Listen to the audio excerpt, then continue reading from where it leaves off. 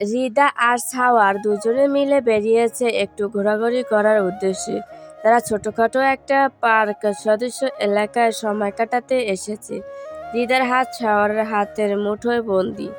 Sour তাকে নিয়ে একটা খোলা জায়গায় এসে বসে। সকাল সকাল পার্কে মানুষ কম আছে, তবে বেলা বাড়লেই এখানটার লোক সমাগম পূর্ণ হয়ে উঠবে। তখন স্কুল কলেজ ছুটি হলে ছাত্রছাত্রীরা চলে আসবে সময় কাটাতে। এই সকালের সময়টু এখানে একটু কম ভিড় থাকে। সাওয়ার আশেপাশে তাকিয়ে হৃদয়কে বলে, কি খাবে বলো? ঝালমুড়ি, ফুচকা, আইসক্রিম, আচার? না, আচার থাক। বাকিগুলোর কোনটা খাবে? আচার নয় কেন? সময় হয়নি এখনো। সময় হলে তখন অনেক এনে দিব। কিসের সময়? সাওয়ার হৃদার দিকে তাকায়। তার তাকানো দেখে হৃদা বুঝে ফেলে সাওয়ারের কথার মানে। তাই সে মুখ ফিরিয়ে নিয়ে বলে, মজা করছেন আমার সাথে? একদমই না, আমি সত্যি কথাই বলছি। আমি এক্ষুনি আচার খাবো। কিন্তু এখনো তো কথা বলবেন না, আমাকে আচারই এনে দিতে হবে। হৃদার জেদ দেখে সাওয়ার মুচকি হাসে। তারপর তাকে বসতে বলে সে একটু দূরে থাকা শটল থেকে আচার আনতে যায়। ততক্ষণ হৃদা চুপচাপ বসে প্রকৃতি দেখতে থাকে। তবে কিছুক্ষণ সময় পেরোলেই সাওয়ারের দেখা পাওয়া যায় না। সে আশেপাশে তাকিয়ে সাওয়ারকে খুঁজতে শুরু করে। মুহূর্তের মাঝে একটা লোক উধাও হয়ে যায় কিভাবে। হৃদা উঠে পড়ে আশেপাশে খুঁজতে থাকে। এই জায়গা তার পরিচিত, বেশ কয়েকবার বান্ধবীর সাথে এসেছে। তবে এখন সাওয়ারকে না পেয়ে সে ফোন করতে গেলে সে খেয়াল করে তার ফোনটাই সে আনেনি। আসার আগে ফোনে চার্জ না থাকায় সে চার্জে দিয়েছিল, তারপর আনতে ভুলে গিয়েছে। এখন সে টেনশনে পড়ে যায়। এলোমেলো হাঁটতে গিয়ে হঠাৎ তার হাতে টান পড়ে। হকচকিয়ে গিয়ে পিছনে ফিরতেই সে সাওয়ারকে দেখতে পায়। সাওয়ার তার হাত টেনে ধরে কিছুটা রাগ দেখিয়ে বলে, তোমাকে বসে থাকতে বলিনি? এলোমেলো ভাবে হাঁটছিলে কেন? ফোন কোথায় তোমার? জায়গা না পেয়ে ফোন দিলাম, ধরনি কেন? হৃদয় একটু স্বস্তির নিঃশ্বাস ফেলে বলে, আপনি কোথায় উধাও হয়ে গিয়েছিলেন? আমি তো আপনাকে খুঁজতে উঠেছিলাম। সাওয়ার হাতের প্যাকেট দেখিয়ে বলে, একটা জিনিস চোখে পড়ল, সেটাই আনতে গিয়েছিলাম। এরই মাঝে তুমি হারিয়ে গিয়েছো। কি এনেছেন? চলো বসি আগে। হৃদা শাওয়ারের সাথে পূর্বের জায়গায় এসে বসে। তারপর শাওয়ার প্যাকেট থেকে এক কোচা চুড়ি বের করে। নীল সাদার মিশ্রণে চুড়িটা অসম্ভব সুন্দর লাগছে। হৃদা উৎসাহিত হয়ে বলে, এটা আমার জন্য? না, এটা আমার গর্দ বোকা বউটার জন্য। হৃদা গাল ফুলিয়ে বলে, নিব না আমি, দিব না আমি। মুখে কথা বললেও শাওয়ার নিজে থেকে হৃদার হাত টেনে এনে চুড়িগুলো পরিয়ে দিতে থাকে। চুড়ি পরাতে পরাতে বলে, তোমার জন্য আচার আনতে গিয়েছিলাম, তখনই দেখলাম কয়েকটা মেয়ে এসব ব্যাগ থেকে নামিয়ে টেবিলে সাজাচ্ছে। হয়তো মাত্রই আসলো, দূর থেকে চোখে পড়ায় কিনে নিলাম। হৃদার হাতের দিকে দৃষ্টি রেখে বলে, অনেক সুন্দর এটা, দেখুন আমার জামার সাথে ম্যাচিং হয়ে গেছে। ম্যাচিং হয়নি বোকা, আমি দেখে শুনেই এনেছি। কথায় কথায় বোকা গর্দভ বলবেন না আমায়। তো কি বলবো? জান সোনা পাখি, দেখো এসব মিথ্যে কথা আমি বলতে পারবো না। তুমি যা আমি তা বলেই ডাকবো তোমায়। আপনি ইনডাইরেক্টলি আমায় অপমান করছেন। আমি ডিরেক্টলি বলছি তোমায়। হৃদা গাল ফুলিয়ে শাওয়ারের থেকে মুখ সরিয়ে নেয়।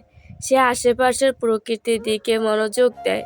তখন শাওয়ার আলগোছে তার হাত টেনে আঙুলের ভাঁজে আঙ্গুল প্রবেশ করায়। শাওয়ারের স্পর্শে হৃদয় একটু গলে গিয়ে বলে, আপনি আমার সাথে এখনই বাসায় যাবেন না? না যাওয়ার সম্ভাবনাই বেশি। আমাকে আমাদের বাড়িতে যেতে হবে, আম্মু অপেক্ষা করছে তো। তুমি যাবে আমার সাথে? আমি আগে যাইনি কখনো আপনাদের বাসায়, এখন যাবে? তোমার স্বামীর সাথে স্বামীর বাড়ি যাবে। আপনার আম্মু কিছু মনে করবে না? উফ, বরং ছেলের বউকে পেয়ে আরো খুশি হবে। হৃদয় অল্প হেসে মাথা নাড়ায়। হঠাৎ কিছু একটা মাথায় আসতেই সে শাওয়ারের কপালে হাত দেয়। রাতের পর আর শাওয়ারে জ্বর আসেনি। এখন তার শরীরটা একটু গরম অনুভব হওয়ায় হৃদয় একটু মুখ ভার করে বলে, এখনো তো আপনি সুস্থ হননি, ফোন করে আর কয়েকদিনের ছুটি নিতে পারবেন না? সম্ভব না, এখানে আসার আগেই তো কয়েকদিন ছুটি কাটিয়ে ফেলেছি। ভুলটা তোমার। আর 2 দিন আগে তুমি আমায় বিয়ের প্রস্তাব দিলে 2 দিন বেশি তোমার সাথে থাকতে পারতাম। পুরনো কথা তোলায় হৃদয় বেশ লজ্জা পায়। সে ধীর কণ্ঠে বলে, আগে তো ভালোবাসাটা অনুভব করতে পারিনি, তবে আপনার আঘাত লাগার কথা শুনে ভেতরে ভেতরে অনেক কষ্ট হচ্ছিল। কোনো কিছুতেই মনকে স্থির করতে পারছিলাম না। শেষে বুঝলাম আপনাকে ছাড়া আমার গতি নেই। এই কয়েকদিনে মনের ভেতর জেগে বসে গেছেন আপনি। তাই তো বাধ্য হয়ে অমন কথা বলতে হয়েছিল আমার। শাওয়ার মুচকি হেসে বলে, আমার কাছে কিন্তু মোটেও অবাক লাগেনি। আমি জানতাম এমন কিছুই ঘটবে। সেটা সেদিন তোমার মেজর সাহেব ডাক শুনেই ধারণা করতে পেরেছিলাম। আপনি খুবই খারাপ জানেন। সব বুঝেও আমাকে কষ্ট দিয়েছেন। আমি নিজে থেকে আপনাকে মেসেজ দিলে ইগনোর করছেন। ইচ্ছা করে এসব করেছেন আমায় কষ্ট দেওয়ার জন্য। শাওয়ার হৃদয়ের হাতে আচারের প্যাকেট তুলে দিয়ে বলে, তুমি ভুল বুঝছো। আমি তোমার মনের ভালোবাসা জাগ্রত করেছি। সেই সাময়িক কষ্টের বিনিময়ে তুমি শাওয়ার নামক সুখ পেয়েছো। আপনি সুখ নামক অসুখ ছাড়া আর কিছুই না। এই একদিনের সুখের বিনিময়ে আমায় দীর্ঘদিনের অসুখে রোগী বানিয়ে দিয়ে চলে যাবেন বলেছেন। এসব কথা বাদ দাও তো। দেখতে দেখতে সময় কেটে যাবে দেখবে। তাছাড়া এখন তো তুমি আমার। অবাধে কথা বলতে পারবো আমরা। দেখবে কখনো মনেই হবে না এই দূরত্বের কথা। দুধের স্বাদ ঘোলে মেটানোর কথা বলছেন আপনি। মানুষটা বড্ড খারাপ। এই খারাপ মানুষটাই তোমার স্বামী। এখন বসে আচার খাও, সেই কখন এনে দিয়েছি। হৃদয় শাওয়ারের সাথে টুকটাক গল্প করতে থাকে। তাদের গল্পের বেশিরভাগই শাওয়ারের পেশা নিয়ে চলতে থাকে। আবার মাঝে মাঝে শাওয়ার বিভিন্ন কথা বলে তাকে লজ্জা দিতে থাকে। রাতে ইমনের ব্যথা পাওয়ার খবরটা আর শাওয়ারকে জানানো হয়নি। সুরাইয়া বেগম ইচ্ছে করেই শোনাননি।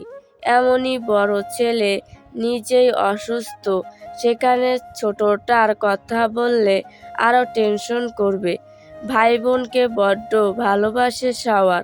নেহাত চাকরির জন্য সেভাবে কাছে পায় না, আদর ভালোবাসা দিতে পারে না, তবে দূর থেকে চেষ্টা করে নিজের সর্বোচ্চ দিয়ে মা আর ভাই বোনকে সহযোগিতা করতে। ওনার যমজ দুটোর মধ্যে ইমনটা একটু বুঝদার হলেও ইরিনটা একটুই বুঝে না। একমাত্র মেয়ে আর 2 ভাইয়ের একমাত্র বোন হওয়ার সুবিধায় আদরের মাত্রাটা তার জন্য বেশি ছিল। সেই অতিরিক্ত আদর পেয়ে মেয়েটার জীবন বুঝতে শিখেনি। সুরাইয়া বেগম যতই শাসন করার চেষ্টা করুক, দিন শেষে মেয়ের আদুরে মুখটার দিকে তাকালে আর বকা দিতে মন চায় না। আবার দেখা যায় ইরিনকে কিছু বলতে নিলে আগেই ইমন এসে ঢাল হয়ে দাঁড়িয়ে পড়ে। নিজ থেকে সব দোষ নিজের নামে করে নিবে। এই ইরিনের এসব বাচ্চামো পানার পেছনে ইমনের হাতও কোনো অংশে কম না। গতকাল রাত করে বাসায় ফেরার আজকে কলেজে যাওয়ার তাড়া নেই। তাছাড়া ইমন তো অসুস্থ। আর ইরিনকে হাজার মারলেও সে কলেজে যাবেই না, কারণ আজকে তার বড় ভাই আসবে। আবার চলেও যাবে বিকেলে পরে। এই সময়টুকু সে ভাইয়ের আদর মিস করতে চায় না। ইরিন বেলা করে ঘুম থেকে উঠে মায়ের কাছে যায়। চোখ কচলে ঘুম জড়ানো কণ্ঠে বলে, আম্মু ভাইয়া আসে নাই কেন? কখন আসবে? ফোন দাও না। আসবে আসবে। তোর ভাইয়ের রাতে জ্বর এসেছিল, সকালে কথা হয়েছে আমার। এখন তোর ভাবিকে নিয়ে বেরিয়েছে, চলে আসবে তাড়াতাড়ি। আম্মু ভাইয়া কি আজকে চলে যাবে? তাই তো বলল, 2 দিন মাত্র ছুটি ম্যানেজ করেছিল, একদিন তো কালকেই চলে গেল, আর আজকেই ছুটি শেষ। এমন আসার কি দরকার ছিল? এই চোখের দেখা দেখলেই হয় নাকি? তার উপর দেখো, এখনো বাসায় আসলোই না। একটু ভাইয়াকে মন ভরে দেখতেও পারছি না। এখন গেলে আবার কবে না জানি আসবে। ভাল লাগে না কিছু। ইরিন মুখ গোমরা করে ইমনের রুমের দিকে চলে যায়। ইরিনের মন খারাপ করা দেখে তিনি মুচকি হাসেন। মন তো ওনারও খারাপ হয়, ছেলেটাকে ঠিকমতো সেবাও করতে পারছেন না, অসুস্থ শুনে গেল, আর ছেলে মাকেও সাথে নিয়ে চলে এলো বিয়ে করতে। কোনো কিছুই ঠিকঠাকভাবে হলো না। না ছেলেটা সুস্থ হলো, আর না তিনি একটু সেবা করতে পারলেন। তবে মন খারাপটাকে একপাশে রেখে দিয়েছেন তিনি। সদ্য বিয়ে হলো গতকাল, বউয়ের সাথে সময় কাটিয়ে নিক, আজকে চলে গেলে বউটাও তো অপেক্ষা করবে। তার আগে নিজেদের মধ্যে সব মিটমাট করে নিলেই ভালো হয়। ইরিন হেলে দুলে ইমনের রুমে প্রবেশ করে। ইমন তখন বালিশের উপর ব্যথা পা রেখে বসে বসে ল্যাপটপ ঘাঁটছে। ইরিন ঘুম ঘুম চোখ নিয়ে এসে শটান হয়ে শুয়ে পড়ে। ইমন তাকে খেয়াল করলেও কিছু বলে না। ইরিন পাশ ফিরে হাত তুলে দিতে গেলে তার হাত ইমনের পায়ের উপর পড়তে যায়। ইমন খপ করে তার হাত ধরে চিল্লিয়ে বলে, আমাকে মারতে এসেছিস বেয়াদব? জানিস তে ব্যথা পেয়েছি, তাও এসে পড়েছিস জ্বালাতে। আমি জ্বালাই তোকে? আমি তে তোর ব্যথার কথা বলে গেছিলাম, তাই বলে এভাবে রাগ দেখাবি?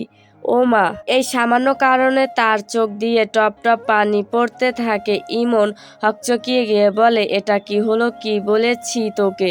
এমন চোখের পানি নাকের পানি এক করে ফেলেছিস কেন? মিথ্যা বলিস কেন? নাকের পানি নেই, নাক শুকনো, একদম খালি চোখ দিয়েই পানি পড়ছে। ইমন মুখ টিপে হেসে বলে, তার চোখের পানি কেন পড়ছে? আমার মন খারাপ ছিল, তার উপর তুই বকেছিস, তাই কান্না করব এখন আমি? ওরে আমার আহ্লাদের ঘরের দুলালি, অভিনয় আর কমবে না তোর। ইরিন মায়ের কাছ থেকে আমার খাবারটা এনে দে তো, ক্ষুধা লাগছে এখন। আনবো না, নিজে এনে নে। ইমন দাঁতে দাঁত চেপে বলে, আমি পারলে কি তোকে বলতাম? জানা বোন, তোর খাবারও নিয়ে আয়, একটা জিনিস দেখাবো তোকে, কথা না শুনলে দিব না পরে। লোভ দেখিয়ে কাজ করিয়ে নিচ্ছিস তো? আমারও সময় আসবে দেখিস, সেদিন তোকে কাজ করাতে করাতে খাটিয়ে মারবো আমি। হুশ! ইরিন উঠে চলে যায় খাবার নিয়ে আসতে। তার আগে নিজের রুমে যায় ফ্রেশ হতে। ঘুম থেকে উঠেই সোজা বেরিয়ে এসেছিল। ওয়াশরুমে গিয়ে দাঁত ব্রাশ করে ফেস ওয়াশ দিয়ে মুখ ধোয়। তারপর রুমে এসে মুখে ক্রিম লাগায়, মাথায় চুল আঁচড়ায়, এত গলায় ওড়না জড়িয়ে হেলতে দুলতে রান্নাঘরে যায়। মাকে বলে দুজনের খাবার নিয়ে ইমনের রুমে যায়। তাকে দেখে ইমন রাগী দৃষ্টিতে তাকিয়ে থাকে। ইরিন একটু হকচকিয়ে গিয়ে বলে, এমন খেয়ে ফেলার দৃষ্টি নিয়ে তাকিয়ে আছিস কেন? ধর খাবার খা। খাবার আনতে বলেছিলাম তোকে, তুই তো বিয়ে বাড়ির সাজ সেজে চলে এসেছিস। ইরিন ঠোঁট বাঁকিয়ে বলে, তো ফ্রেশ হব না? আমিও খাবো তো। এটাকে ফ্রেশ হওয়া বলে? মনে হচ্ছে ফটোশ্যুট করতে এসেছিস। সকাল সকাল জর্গা ভালো লাগে না, ধর খাবার খা। ইমন আর কথা না বাড়িয়ে নিজের প্লেট নিয়ে খাওয়া শুরু করেছে। সকাল সকাল মা পরোটা আর মুরগির গোস্ত খাওয়ার বেশি পছন্দের, গরুর কিংবা খাসি তেমন পছন্দ না। তাই ভাই ছুটিতে আসলে কয়েকদিন টানা মুরগি রান্না হবেই। ইরিনও পাশে বসে খেতে থাকে, সামনে ল্যাপটপ রেখে। দুজনে একটা অ্যাকশন মুভি দেখতে থাকে। হঠাৎ খাওয়া থামিয়ে ইরিন বলে, ওই কি যেন দিবি বলেছিলি, কই দে, খেয়ে নে, পরে দেখাবো। দিব না। ইরিন মুখ বাঁকিয়ে খেতে থাকে। খাবার শেষে প্লেট রেখে ইমনের রুমে আসলেই ইমন সামনে একটা বাক্স রাখে। ইরিন কৌতূহল দৃষ্টি নিয়ে খুলে দেখে একটা স্মার্টফোন। ইরিন উচ্ছ্বসিত হয়ে তাকালে ইমন বলে, ভাইয়া নাকি কিনে রাখছিল, আসার সময় আম্মুর কাছে দিয়ে দিয়েছে। আম্মু সকালে আমাকে দিল। ল্যাপটপটা প্রবলেম করতেছে, তাই ফোনটা আমার কাছেই থাকবে। ইরিন মুখ বাঁকিয়ে কিছু বলতে যাবে, তখনই বাড়ির কলিং বেল বেজে উঠে। ইরিন লাফিয়ে উঠে বলে, ভাইয়া আসছে বোধহয়, আমি যাই। ইরিন দৌড়ে এসে দরজা খুলতেই শাওয়ারকে দেখতে পায়। ভাইয়ের হাত টেনে বাসায় আনলে পেছনে রিদাকে দেখে অবাক হয়। মুখে একটু হাসি টেনে বলে, তুমিও আসবে, জানতাম না তো, আসো। রিদা সংকোচ নিয়ে বাসায় প্রবেশ করে। তখনই রান্নাঘর থেকে সুরাইয়া বেগমকে আসতে দেখা যায়। তিনি এসে ছেলে আর ছেলের বউকে দেখে অনেক খুশি হন। শাওয়ার মা বোনকে দেখে বলে, ইমন কোথায়? ইরিন বলে, কালকে আসার সময় পা কেটে এখন রুমে বসে আছে। শাওয়ার চিন্তিত হয়ে রিদার দিকে তাকিয়ে ইশারা করে তার সাথে আসার জন্য। তারপর তারা ইমনের রুমের দিকে আগায়। ইমন ভাইকে দেখে বড় করে একটা হাসি দেয়। শাওয়ার মুখ গম্ভীর রেখে ইমনের পায়ে আঘাত দেখতে যায়। তবে শাওয়ারের পেছনে রিদাকে দেখে ইমনের একটু লজ্জা পায়। তার পরনে ভাইয়ের লুঙ্গি পরা। এই আঘাত নিয়ে তো প্যান্ট পরা যাবে না। তারপরও সে হাফ প্যান্ট পরতে চেয়েছিল, তবে পরতে গেলে যদি ঘষা লেগে আরও ব্যথা পায়, তাই সুরাইয়া বেগম পরতে দেননি। শাওয়ার এসে তার লুঙ্গি সরিয়ে আঘাত লাগা জায়গা দেখে। হাঁটুর নিচে বেশ অনেকটা জায়গা জুড়ে আঘাত পেয়েছে। শাওয়ার ইমনকে জিজ্ঞাসা করে, ওষুধ লাগিয়েছিস কখন? সকালে আম্মু লাগিয়ে দিয়েছিল। শাওয়ার ইরিনকে বলে ওষুধের বাক্স এনে দিতে। রিদা তখনও দাঁড়িয়ে ছিল। শাওয়ার ইশারা করতেই সে ইমনের অপর পাশে গিয়ে বসে। ইমন অল্প হেসে রিদাকে বলে, কেমন আছেন ভাবি? ভালোই, কিন্তু তোমার অবস্থা তো ভালো না। কতটা ব্যথা পেলে? ইমন একটু ফিসফিস করে বলে, কলেজে যাওয়া লাগছে না, বেঁচে গেছি। শাওয়ার তার কথা শুনে একটু চোখ রাঙালে ইমন চুপ হয়ে যায়। তবে হৃদয় হেসে ফেলে ইমনের কথা শুনে। ইরিন ওষুধের বাক্স এনে দিলে শাওয়ার ধীরে ধীরে ওষুধ লাগিয়ে দেয় আর বলে, বড় হয়েছিস তুই, এখনো নিজেকে না সামলাতে পারলে মা বোনকে কীভাবে সামলাবি? আমি তো কাছে থাকি না, তোকেই তো সামলাতে হবে সবাইকে। অন্ধকারে খেয়াল করিনি বাসের দরজা ভাঙা ছিল, আমার কোনো দোষ নাই, তারপরও সাবধানে চলতে হবে তো ওকে। সুরাইয়া বেগম ইরিনকে ডাকলে ইরিন দৌড়ে মায়ের কাছে চলে যায়। হঠাৎ ইমনের গত রাতে ইরিনের সাথে ঘটা ঘটনার কথা মনে পড়ে, তাই সে ভাইকে সব বলে। শাওয়ার সব শুনে ইরিনকে ডাক দেয়। ইরিন আসতে সে কাছে বসিয়ে বোনের মাথায় হাত রেখে বলে, মেয়ে হয়ে জন্ম নিয়েছ, বিপদে প্রতিবাদ করা শিখতে হবে। কালকে তোমার হয়ে অন্য একজন প্রতিবাদ করে দিল, তবে তুমি একা থাকলে কি করতে? এসব সহ্য করতে? ইরিন এক পলক ইমনের দিকে তাকিয়ে বলে, আম্মু ভাইয়া ছিল তো, কিন্তু তুমি তাদের কিছুই জানাওনি। হৃদার বড় ভাই ছিল বলে তিনি বুঝতে পেরে তোমায় সাহায্য করেছে। এরপর চলতে গেলে নিজের বিপদ নিজেকেই কাটিয়ে ওঠার সাহস করতে হবে। সবসময় মা ভাইয়া তোমার সাথে থাকবে না, তোমার কাজ তোমাকেই করতে হবে, মনে থাকবে তো?